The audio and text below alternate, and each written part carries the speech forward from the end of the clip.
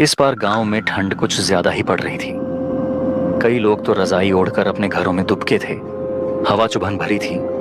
धुंध लगातार गहराती जा रही थी और रात का सन्नाटा थोड़ा थोड़ा डर भी पैदा कर रहा था। सब कुछ शांत था, पर उस खामोशी के भीतर एक अजीब सी बेचैनी तैर रही थी, मानो रात खुद कुछ कहने वाली हो। उस रात हम लोग प्रतिदिन की तरह ही दिन भर का कामकाज निपटाकर 3-4 गांव वाले चौपाल पर जमा थे। सालों से हमारी यह आदत रही है कि काम खत्म करके यहाँ बैठते हैं, थोड़ी देर गपशप करते हैं, तब जाकर सुकून मिलता है। अरे भाई, इस साल तो ठंड ने सच में कहर ढा दिया है। रात को लगता है जैसे माघ महीने वाला पाला पड़ रहा हो। सुबह सुबह ट्रैक्टर स्टार्ट करने से पहले ही हाथ सुन्न पड़ जाते हैं। इतनी कड़क ठंड पहले कब पड़ी थी, याद ही नहीं पड़ता। मुझे तो उस बात की चिंता है जो प्रीतम ने कल रात कही थी। बस वही बात मेरे दिमाग में घूम रही है। अरे किस बात की चर्चा कर रहे हो तुम दोनों? मुझे भी बताओ ना। आखिर ऐसी कौन सी बात है जिसने तुम्हें इतना परेशान कर रखा है? धीरे बोलो भाई। प्रीतम ने बताया कि कल रात नदी के किनारे एक अजीब सी परछाई घूम रही थी। एक औरत की परछाई, वह भी बिल्कुल अकेली। उसे देखकर तो प्रीतम बेहोश होते होते बचा था। अरे भाई, ये हवा तो सच में हड्डी खंपा देने वाली चल रही है। और देखो, काफी रात भी हो गई, लेकिन अपना कहानी वाला धर्मपाल काका अभी तक आया ही नहीं। उसे तो अब तक पहुंच जाना चाहिए था। काका के बिना तो चौपाल का माहौल जमता ही नहीं। अरे देखो, शायद धर्मपाल काका आ रहे हैं। सबकी नजरें अंधेरे में टिकी थीं। धुंध इतनी घनी थी कि कुछ भी साफ दिखाई नहीं दे रहा था। तभी दूर से एक आकृति धीरे धीरे उभरती हुई दिखाई दी। करीब आने पर पता चला वह कोई और नहीं, गांव के कहानी सुनाने वाले धर्मपाल काका थे। काका बिना एक शब्द बोले चौपाल में आए और धीरे से आकर आग के बिल्कुल पास बैठ गए। अरे काका, आज आपने इतनी देर कैसे कर दी? हम सब आपका ही इंतजार कर रहे थे। कहीं गांव से बाहर या दूसरे खेत पर गए थे क्या? अरे दिनेश, थोड़ा खेत पर काम था रे, वही निपटाते निपटाते देर हो गई। और इस बार तो ठंड भी बहुत ज्यादा पड़ रही है। अरे सोनू, तू जा जरा शिवू की दुकान से चाय लेकर आ। चाय नहीं होगी तो कहानी में मजा कैसे आएगा? आप सही बोलते हो काका। कहानी सुनते सुनते गर्म चाय पीने का मजा ही कुछ और होता है।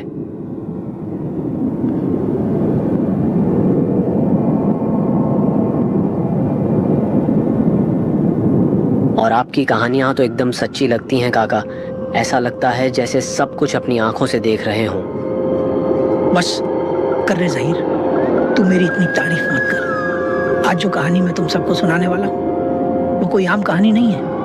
ये मेरी आंखों देखी सच्ची घटना है जो मेरे साथ तब घटी थी जब मैं बस 27 साल का जवान लड़का था। और सुन, ये ऐसी बात है, अगर तुम इसे अकेले सुन लोगे ना तो तुम्हारी रूह तक कांप जाएगी। अरे काका, आप अपनी कहानी सुना भी दीजिए। तो सुनो, ये उस समय की बात है जब मैं करीब 27 साल का नौजवान था। उस रात मैं एक रिश्तेदार के यहाँ दावत में गया था। सब कुछ ठीक था, बातें, लोग, रौनक भी। लेकिन जब मैं वहां से वापस लौट रहा था तब तक रात बहुत गहरी हो चुकी थी और पिछले 2-3 दिनों से लगातार बारिश हो रही थी। उस दिन भी मौसम कुछ ठीक नहीं था। बारिश का मिजाज भी बड़ा अजीब था। एक पल जैसे पूरी तरह थम जाती और अगले ही पल अचानक पूरी तेजी से जोरों से बरसने लगती। ऐसा लगता था जैसे आसमान भी कुछ कहना चाहता हो। मैं थोड़ा आगे बढ़ा तो मुझे सामने एक चाय की दुकान दिखाई दी। मैं धीरे धीरे उसकी तरफ चल पड़ा। सोचा चाय पीकर थोड़ी गर्माहट मिल जाएगी। लेकिन अजीब बात यह थी कि उस चाय की दुकान को छोड़कर इस रास्ते पर दूर तक कोई दुकान नहीं थी। आसपास कोई आदमी भी नजर नहीं आ रहा था, सिर्फ दूर दूर तक सन्नाटा। बाहर बिजली कड़क रही थी पर बारिश अब भी तेजी से गिर रही थी। इस सुनसान माहौल में मुझे भी हल्का हल्का डर लगने लगा। मैं उस सुनसान चाय दुकान में चुपचाप बैठा ही था, तभी अचानक एक बूढ़ी औरत मेरे बिल्कुल पास आकर रुक गई। वह कुछ पल तक मुझे बस घूर ही रही और फिर धीमी कांपती हुई आवाज में बोली, अरे बेटा, जरा एक बात कहूँ, थोड़ा आगे तक छोड़ देगा क्या? यह रास्ता बहुत सुनसान है, अंधेरा भी घना हो गया है, अकेले जाने से डर लग रहा है, बरसात में पैर फिसलते रहते हैं, ऊपर से मैं बूढ़ी अम्मा हूँ, पैर भी अब पहले जैसे नहीं चलते, बस थोड़ा साथ चल दे बेटा। आप किस तरफ जा रही हैं अम्मा? बेटा, मुझे पुरानी हवेली के पास जाना है बेटा। अम्मा, मैं तो चौराहा पुल जा रहा हूँ। तू किस रास्ते से होकर जा रहा है? वह पुल वाला रास्ता है क्या? हाँ अम्मा, पुल वाले रास्ते से ही जा रहा हूँ। पर आप ये क्यों पूछ रही हैं? हाँ, वह रास्ते का पुल डूब गया होगा। मैं उसी पुल से आया था तब ठीक था, शायद कल पानी में डूब गया होगा। पानी भी तो लगातार हो रहा है। एक और रास्ता भी है जिससे तू और भी जल्दी चौराहा पुल पहुंच जाएगा। बस आगे थोड़ा सा जंगल पार करना पड़ेगा। यह सुनकर मैं काफी खुश हो गया था, लेकिन एक पल के लिए तो लगा था कि पुल डूब गया है और अब घर कैसे जाऊंगा। तभी मैंने उस बूढ़ी अम्मा से कहा, ठीक है अम्मा, चाय पी लेता हूँ, फिर चलते हैं आगे। फिर मैं और वह बूढ़ी औरत अपने मंजिल की ओर निकल पड़े। रास्ता पूरा सुनसान था। पहले से बारिश थोड़ी कम हो चुकी थी, लेकिन बिजली लगातार कड़क रही थी। थोड़ी दूर जाने के बाद बूढ़ी औरत बोली, बेटा, यही जंगल वाला रास्ता है। अम्मा, आपका घर और कितना दूर है? बस सामने ही है। जंगल का रास्ता पकड़कर हम आगे बढ़ते गए। हर कदम के साथ ऐसा लग रहा था जैसे अंधेरा हमें निगलता जा रहा हो। चारों तरफ घना जंगल था। पेड़ों की टहनियां हवा में ऐसे झूल रही थीं जैसे कोई परछाई हमें देख रही हो। दूर से जानवरों के चिल्लाने की आवाजें पूरे जंगल में गूंज रही थी, और वो आवाजें जितनी दूर से आती हैं उतनी ही करीब महसूस होती हैं। ऊपर से मैं एक अनजान व्यक्ति के साथ जा रहा था। उसके कदमों की आहट शांत थी, इतनी शांत कि अजीब लग रही थी। मुझे डर लग रहा था, दिल जोर जोर से धड़क रहा था, लेकिन मैं कुछ कर ही नहीं सकता था। बस आगे बढ़ना ही मेरी मजबूरी थी। अचानक बारिश और तेज हो गई। हवा के साथ साथ बारिश की बूंदें भी देह पर तीर की तरह लगने लगी। उस तेज तूफान में वो बूढ़ी औरत अचानक रुक गई और मुझे बोलने लगी, बेटा, और 2 कदम चलने के बाद मेरा घर आ जाएगा, और बारिश भी काफी तेज गिरने लगा है। तुम इतनी बारिश में आगे नहीं जा पाओगे। तुम मेरे घर आज रुक जाओ, कल सुबह निकल जाना। ठीक है माँ। बस 2 ही कदम चले होंगे कि हम उस बूढ़ी औरत के घर पहुंच गए, लेकिन मैं भी घर को देखकर हैरान हो गया था।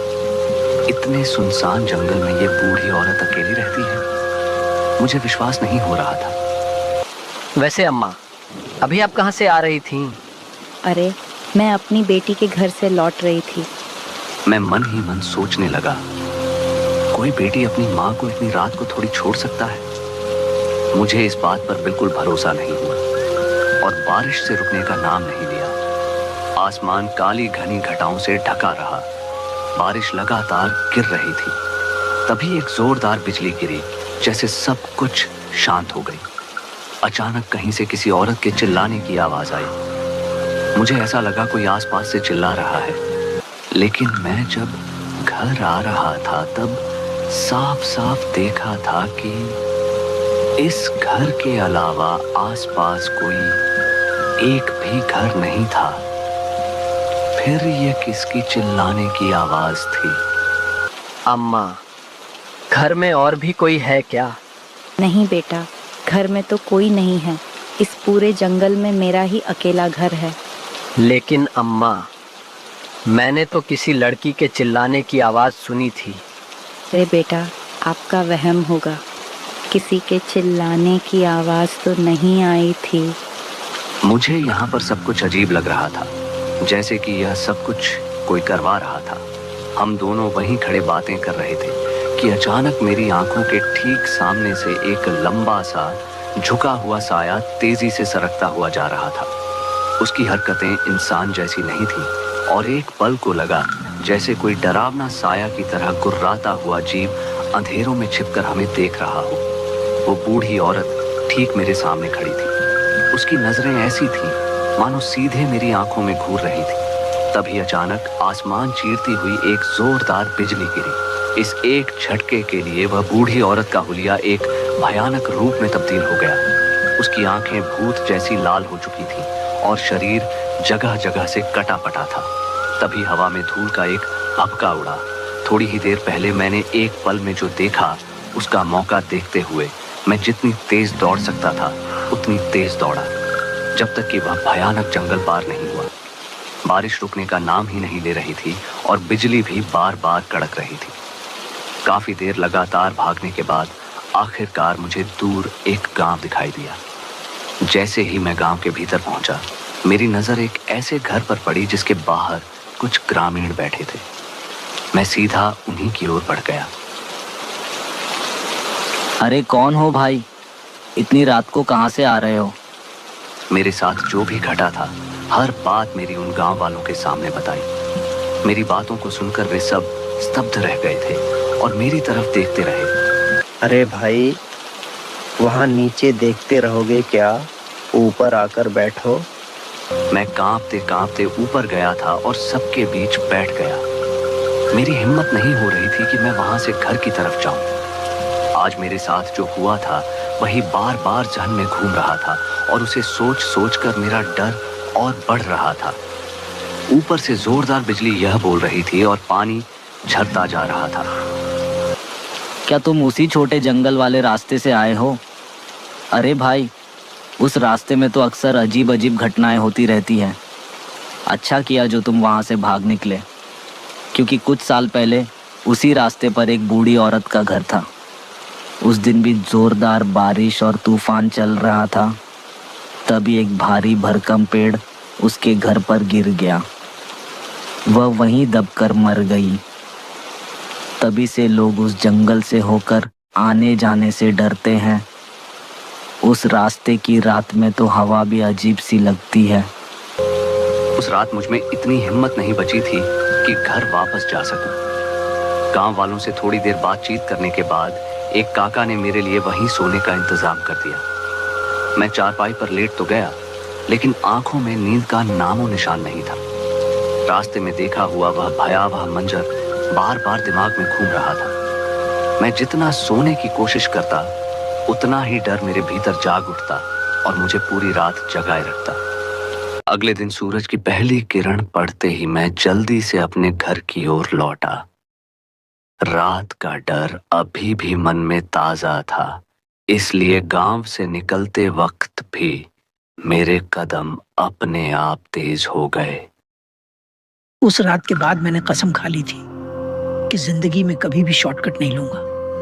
घर जल्दी पहुंचने की जल्दी में जिस जंगल के रास्ते से मैं आया था, वही रास्ता मेरी सबसे बड़ी गलती बन गया। उस खौफनाक अनुभव के बाद मैं जहां भी जाता, पहले रास्ते की पूरी जानकारी लेता, फिर ही कदम आगे बढ़ाता। काका, आपने जो कहानी सुनाई है ना, अभी भी ऐसा लग रहा है जैसे वो सब मेरी आंखों के सामने ही हो रहा हो। सच कहूं तो डर के मारे मेरे पूरे बदन में सिहरन दौड़ गई और मेरे रोंगटे खड़े हो गए। एक बात हमेशा याद रखना, जिंदगी में अगर कभी किसी सुनसान जगह पर या जंगल के रास्ते में कोई तुम्हें मिले और मदद मांगे, तो बिना सोचे समझे आगे कदम मत बढ़ाना। ऐसी जगहों पर कौन असली है और कौन नहीं, ये समझना आसान नहीं हो।